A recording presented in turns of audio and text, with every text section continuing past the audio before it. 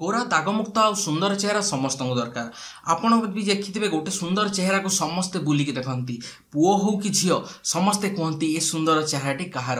आपण निश्चय बहुत भाव बहुत गुड़ी जिन ट्राए करेंगे आप चेहरा को सुंदर करने आप चेहरा को गोरा करने किंतु बहुत गुड़ी जिन काम करेनि आ बहुत गुड़ी जिन केमिकल अच्छी जोटा कि भल कर जगह आप चेहरा को आउ रफ आउ खराब कर दे थाए किंतु आप चिंता करूँ ना कारण आम नहीं कि आसू एमती गोटे जिनस जहाँ आप चेहरा को सुंदर सतेज करदेव आउ ए कौन साइड इफेक्ट ना कारण आप निजर घरे बन पारे आउ ए कौन केमिकल यूज है ना। जदि आपण मैंने सब्सक्राइब करना सब्सक्राइब कर दियंतु ता साइड रे थिबा घंटी चिन्ह को आ नोटिफिकेशन ऑन कर दियंतु। एथिरे प्रथम इंग्रेडिएंट होची टमाटो। जेमति आपण देखि परछन मु गोटे टमाटो एठी रखिची आ याको हमें काटी दबा आ ता रसटी गोटे सेपरेटली जगह रे बाहर करिक रखि दबा।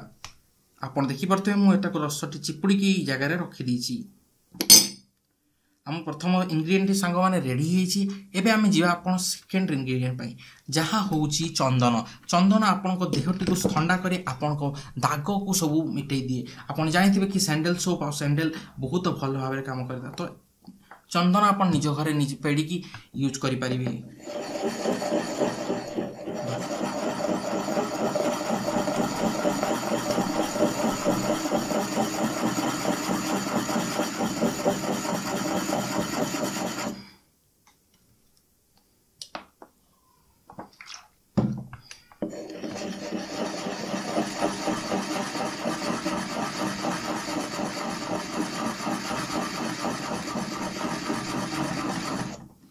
जमती आप देखिए चंदन पेड़ी के किसी चंदन बाहर करके मिश्रण में मिसई देछि। एबे आमे बढ़िया आम थर्ड इंग्रेडिएंट जोटा कि होची विटामिन ई। ये विटामिन ई टी आपन कौन सी भी मेडिकल स्टोर किनी पारे। यार दाम मतलब बेसी नहीं 10टी विटामिन ई रो रेट मात्र 24 टंका। गोटे विटामिन ई रो कैप्सूल आप बाहर कर दिंतु या गोटे एंड काटी देबे जहाँ फल कि स्पिल हेबनी एपटे सेपटे तापर या भल भाव एठरे मिसई दबा। एबे आम फाइनल इंग्रेडिएंट होची हळदी। हळदी आपण घरे रखिथिबे निश्चय भाव में आपण किछि परिमाण रे हळदी एई मिश्रण रे मिसई देबे। बाकी देखो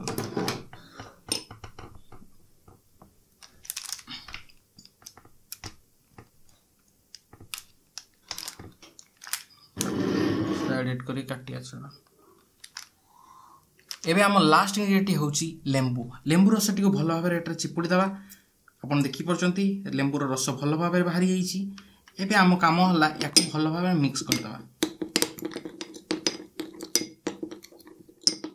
जमती आपन देखि परचंती आम रेमेडी टी रेडी हो जाइछि। एही रेमेडी को सांग माने आपन प्रतिदिन निज चेहरा रे 2 थर लगांतु आउ तापर 10 मिनिट रखी ताको आपन ठंडा पानी रे धोई दियंतु। याको एमिति यूज करिया फल रे गोटे सप्ताह 2 सप्ताह आप यार फल देखिपारे। आप सांग निश्चय भाव आपको पचारे आप कौन कर गोरा हो जाती।